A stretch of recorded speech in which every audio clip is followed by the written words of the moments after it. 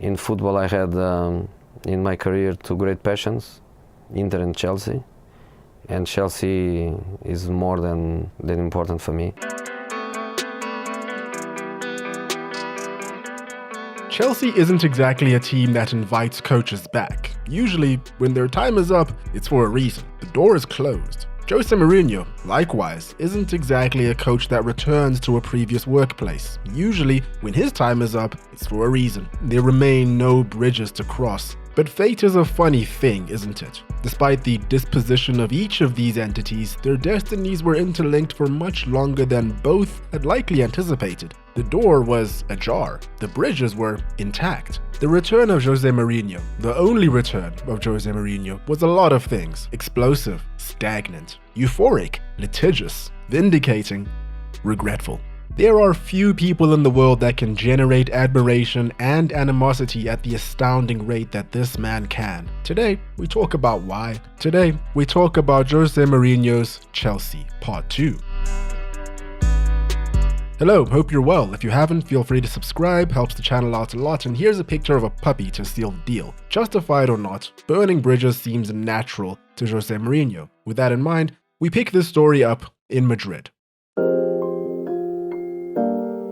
Real Madrid have just experienced some of the highest highs in years. Mourinho won La Liga in 2012, setting records right from the start. Most points in a season, most goals in a season, and much more. They bested maybe the greatest team of all time, and as a result, it was believed that this stunning turn of events would catalyze the start of an empire. And honestly, that belief was correct. But Mourinho was not involved. All was not well at the Santiago Bernabeu. We were witnessing what we now know as the Mourinho 3-season cycle. Take note, it'll come up again. Season 1, build the team and transition. Season 2, push the team to the limits, which usually results in happy times, joy, and silverware. Season 3, try to do it all again, but realize that your demands and othering takes a toll on the players. They get burnt out. You start burning bridges, and the whole shebang inevitably goes down in flames. Players, journalists, girlfriends were leaking team information to the media. Mourinho flipped out whenever one of his players so much as smiled at a Barcelona player. He fell out with every senior member of the dressing room and eventually opted out of traveling to games on the team bus,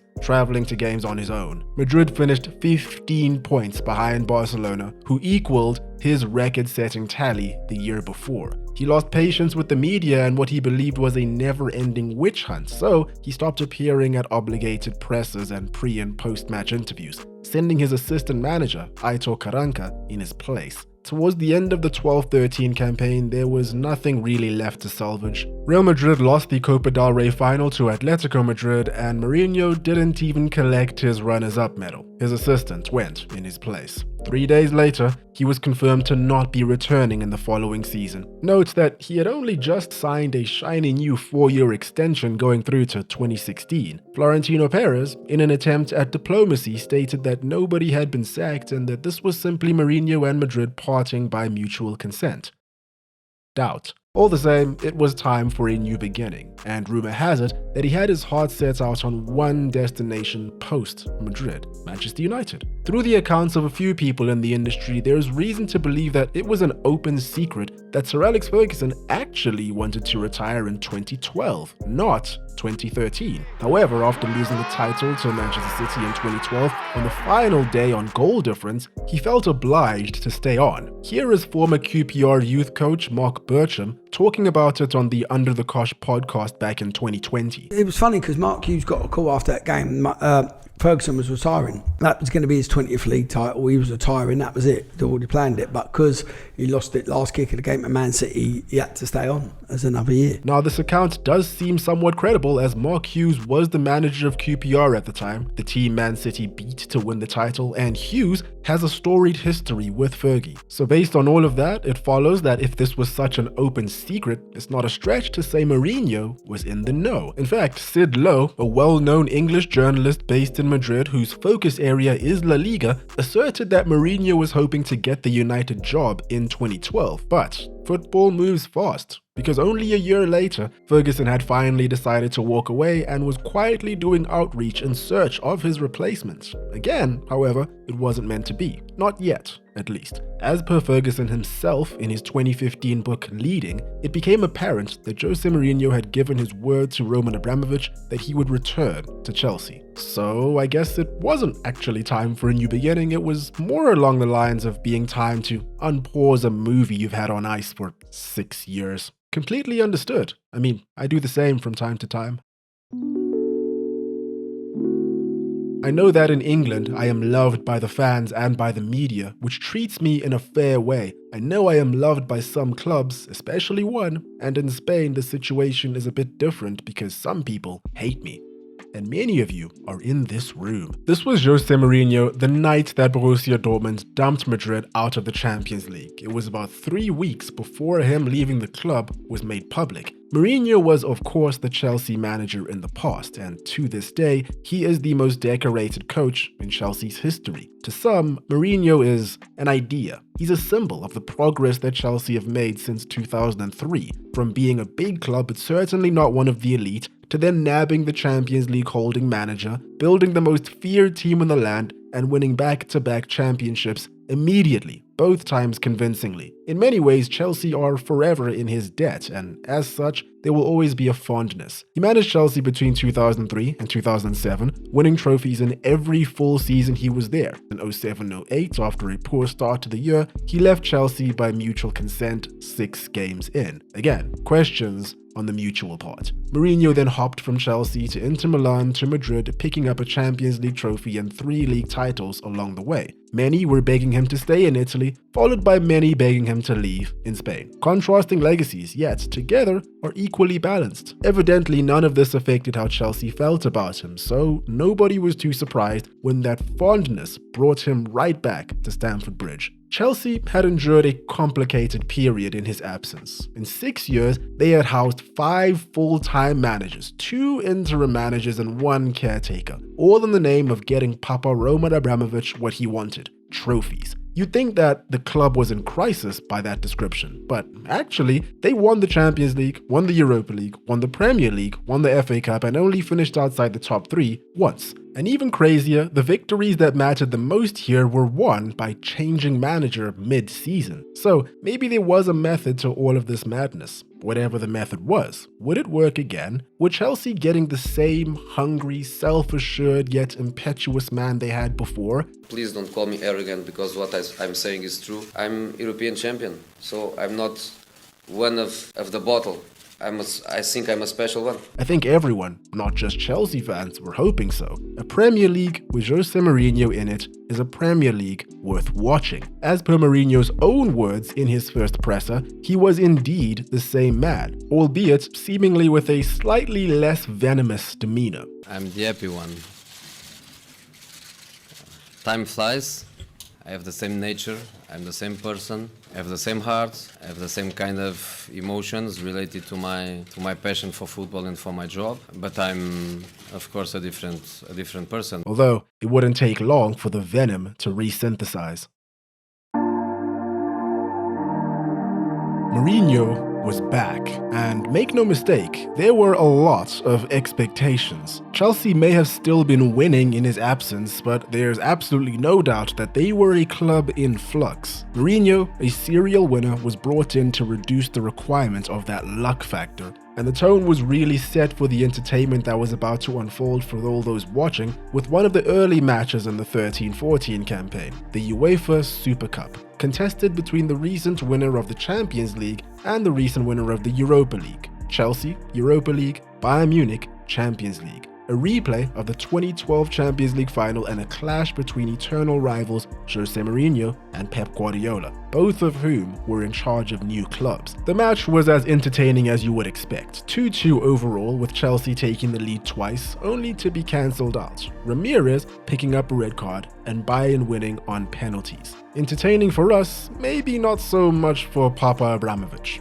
there was work to be done. The club Mourinho rejoined was not a club fit for his vision of how to play ball, so he had to spend the next couple of months molding it into a winning figure. In came Andre Schürrle, Willian, Nemanja Matic, and old man Samuel Eto'o as a stopgap for striker. Dozens of players were sold, released or loaned out, the most notable of which was Juan Mata, the Chelsea Player of the Year the previous 2 seasons in a row. Mata, a creative player and one of the best in the league, apparently didn't fit into the style that Mourinho envisioned for his squad. This left onlookers quite confused. Even stranger, he was sold to Manchester United, a direct rival, in the middle of the season. Long-standing players that were even there during Mourinho's first stint were let go: Florent Malouda, Michael Essien, Paulo Ferreira. But of those who departed, there are 3 names that hold tremendous significance in the retelling of this period: Romelu Lukaku, Kevin De Bruyne, and Mohamed Salah. All 3 were Chelsea players in 2013. All of these players have gone on to have incredible careers, and 2 of them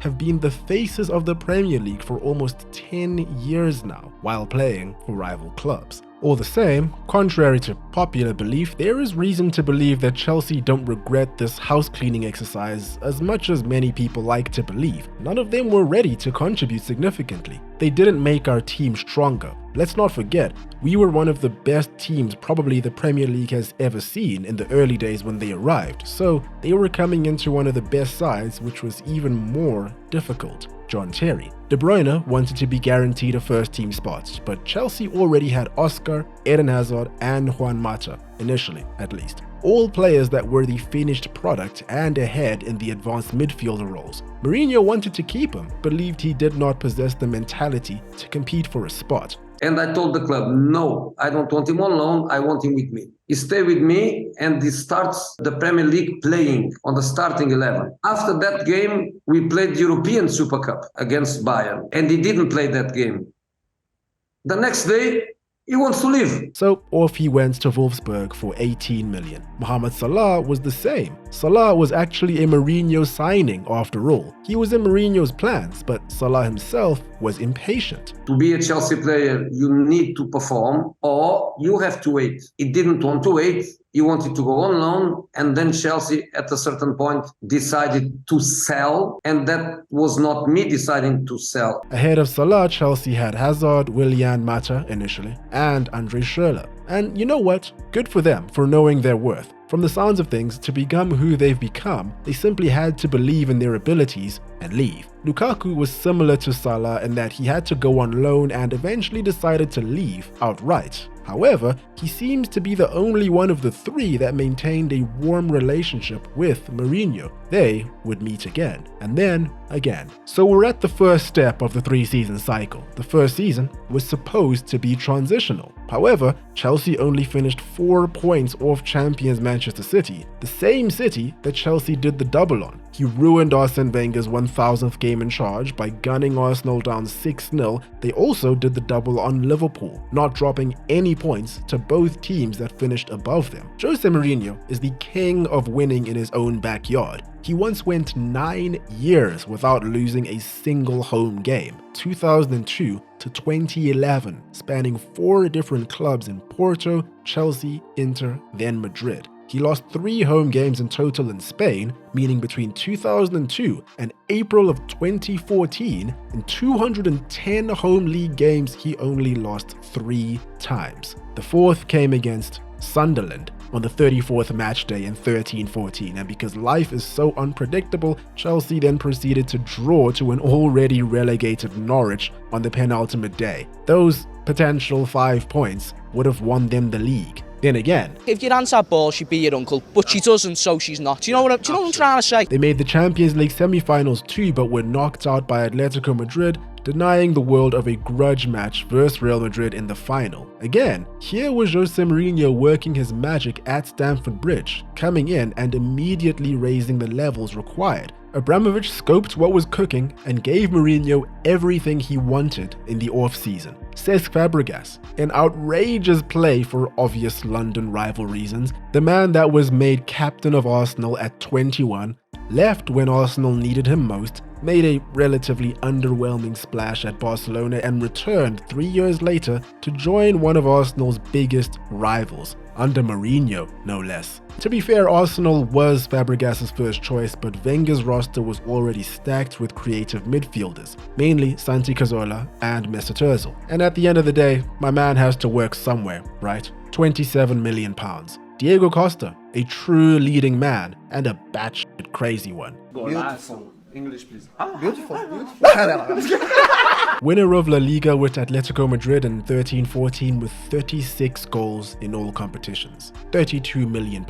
Thibaut Courtois, a member of Chelsea's infamous loan army, was one of the ones that came right. He was on loan with Atletico Madrid for 3 years, winning La Liga alongside Diego Costa the year before. Chelsea requested he return and report for duty. Juan Cuadrado, Felipe Luis, and Loic Remy, 23 million, 15 million, and 10 million pounds, respectively. David Luiz was sold for 50 million pounds. That's the PSG tax, I guess. Frank Lampard and Ashley Cole left, meaning John Obi Mikel, Petr Cech, and John Terry were the only remaining players from Mourinho's first stint. So, to fill the seniority gap, and for vibes, Mourinho brought back Didier Drogba for one last ride, 36 years young. At this point, the 14-15 team was now complete, and it was a classic Mourinho side. Pace, power, efficiency, and defensive discipline. And don't forget pragmatism. Mourinho does best when he has hard-working, no-nonsense characters to guide, and this squad was full of them.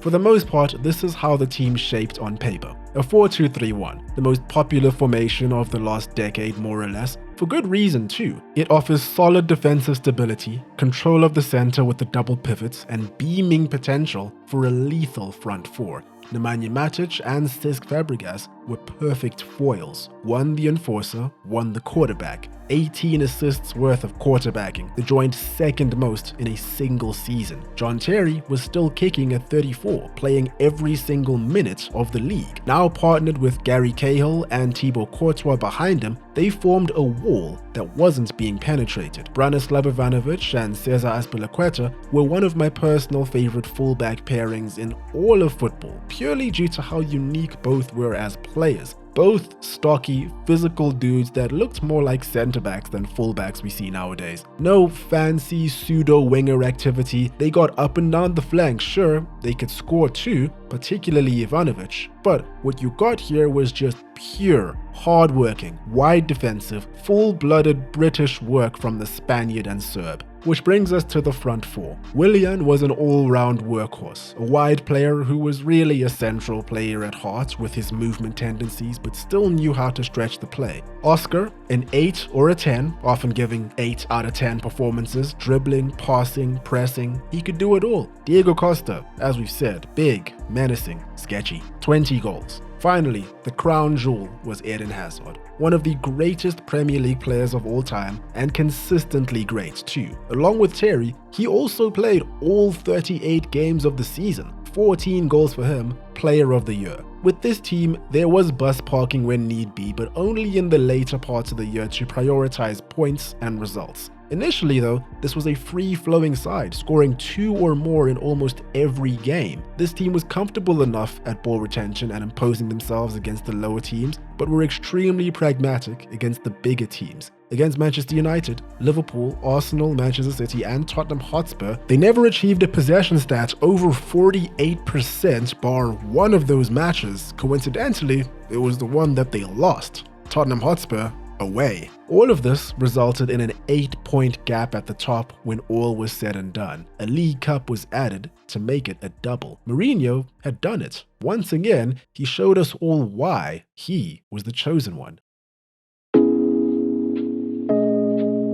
This was a championship-winning football team, and they deserved every second of it. It's gonna sound like deja vu, but Mourinho earned himself a shiny new 4-year contract at the end of the season. There was no reason to doubt that they were in a very strong position to go out and do it all again. Except, you know, there was reason to doubt that. The dreaded third Mourinho season. Everything fell apart in record time too, almost immediately. Not all of it was his fault, but he's certainly taken a lot of the blame. Before a ball had even been kicked, there was a problem. Abramovich uncharacteristically refused to back his man with top quality reinforcements in the market. The major signings made here were that of Baba Rahman for £14 million from Augsburg, an unproven left back with one season of top 5 league football, Pedro for £21 million from Barcelona, good player but not exactly a star signing, and lastly, as Costa was injured, Radamel Falcao on loan, a man who had one functional knee. Mourinho demands a lot from his players. The concentration and fitness levels required to win a league campaign under this man are grueling, and it's the effect of these demands that usually leads to the burnout in his 3-year cycle. He heavily prefers small groups of players, no more than 21 people, and has been known in the past to not prioritize youth development. This results in him pushing his mid and senior level players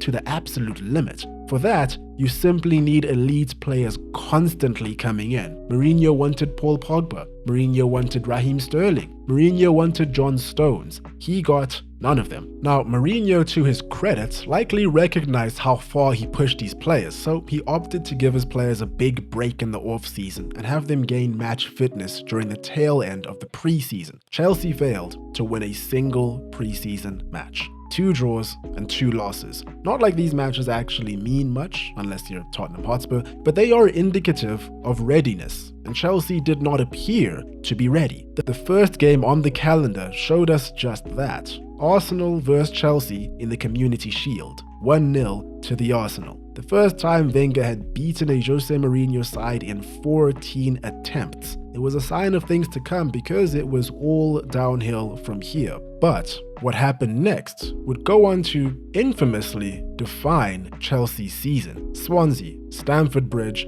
match day 1, 8th of August, 2015. First of all, Swansea were excellent here. Their efforts earned them a 2-2 draw after cancelling out a Chelsea lead twice. With the game in the thick of it, Eden Hazard goes down. The medical team rushes onto the pitch to assist the downed Hazard. Seems normal enough, except you pan the camera over to Jose Mourinho and he is livid, spewing all sorts of profanities. Why? Well, Chelsea were already a man down thanks to Thibaut Courtois Sparta-kicking Bafétimbi Gomi. If a side's medical team rushes the pitch, the player is then forced to go out of play and can only return once the refereeing team deems they can continue. Chelsea were now down 2 men with the run of play against them at the end of the match when at their most fatigued. Mourinho was incensed. I was very unhappy with my medical staff.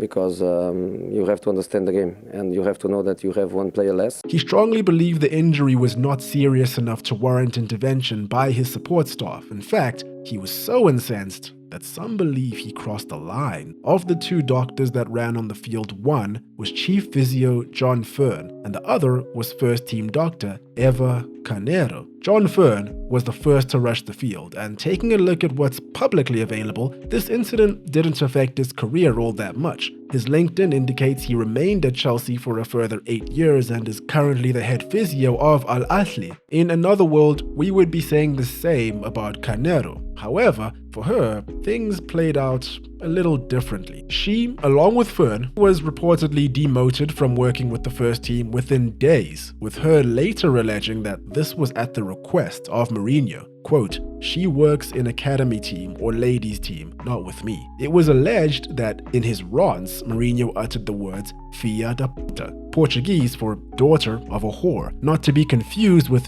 filho da puta, son of a bitch. They essentially mean the same thing, but one is more commonly accepted as an exclamation of frustration, somewhat gender neutral, while the other is not considered that, and in this case, it was considered more along the lines of targeted discrimination. 1 month later, Carneiro refused to report in for work and then eventually quit Chelsea altogether. A month after that, she sued Chelsea and Mourinho for sex discrimination and constructive dismissal. Now, if you weren't around while this story was in the news cycle, let me tell you that this dominated global headlines for months and is still a very eye-catching and contentious subject to this very day. Eva Carneiro, an at the time 42-year-old Gibraltarian woman, was a rarity. A woman working front and center in the male-dominated industry of professional football. She stood out for that. She had been working in elite sports medicine for over a decade at this point and had been a Chelsea employee for 6 years. Chelsea's long-term injury record in the late 2000s and early 2010s was impeccable, so we can infer that she was either great at a job or part of a team that was great at their jobs. I'm thinking it's both. However, for years, even before this incident, she was sadly subject to the kind of rancid behavior and comments you get from brain-dead supporters. You know the type. These instances generated headlines themselves, so when this came up, everyone paid attention. And according to the case documents at the time, this got ugly. Chelsea accused her of not being focused on her job at the club and trying to uplift her public profile, being too involved with players, quote, in a way that Chelsea discouraged backroom employees from doing. This involved signing autographs, taking photos with fans, nominating players for the ALS Ice Bucket Challenge that everyone was doing back in 2014. When she didn't show up for work right before she quit, they claimed that she attempted to strong-arm the club into increasing her compensation package and adding a robust bonus scheme in order for her to return. Many shots were fired in both directions, and due to the nature of the situation, opinions were divided. A woman in this field, i.e. someone in an overwhelming minority group, up against a multi-billion-pound corporation, a David and Goliath situation. And it was pretty clear that Chelsea believed that the foundations of Carneiro's case were very strong. This is evidenced by the fact that they attempted to offer her a £1.2 million settlement early in the case, which she rejected. However, by June 7th, 2016, 10 months after that fateful day, both parties settled on confidential terms. We do not know how much she settled for eventually, but one would guess it was substantially more than the initial 1.2 million. At the same time, Chelsea Football Club themselves came out with a statement following the conclusion of the case, saying that Carneiro was doing her job in attempting to protect the well-beings of the players, and that they apologized for how things turned out. This is an official statement. Whomever you believe was in the right, whomever you believe was in the wrong, is not for me to say. Maybe it's not for anyone who wasn't physically there to say. The two parties settled their bereavement privately and went about their lives after all. However, the irony of all of this is that by the time Chelsea and Carneiro were done with each other, Jose Mourinho had already been out of a job for 6 months. And I think the Carneiro case was one of very many reasons for this. Chelsea were woeful. Their midfield was getting torn to shreds as nobody remembered how to play ball. The defense was leaking more than a 2013 Real Madrid dressing room, and Mourinho was coming out guns blazing week after week, claiming that referees had been conspiring against him in their decision-making. I think it's time to be a little bit honest and to say clearly the referees are afraid to give decisions for Chelsea. £50,000 fine for that. He cornered John Moss in the officials' room at half-time of a 2-1 loss to West Ham and was banned for the next game. If the FA wants to punish me, they can punish me. They don't punish other managers. £40,000 fine. All in all, he was subject to roughly £141,000 in fines over his 2 years since returning to England. The players no longer looked like they were on his side, and every week there were claims of him having lost the dressing room. Come December, Chelsea were bleeding profusely and needed urgent intervention. Reigning champions, 16th place. Even if you were a staunch supporter of the man, you had to admit that his mere presence was no longer conducive to getting the club to where it's supposed to be. I think this is a crucial moment in the history of this club. Do you know why? Because if the club sacks me, they sack the best manager that this club had. And secondly, the message is again bad results. The manager is guilty. 17 December 2015, 2 months after this quote. Sacked.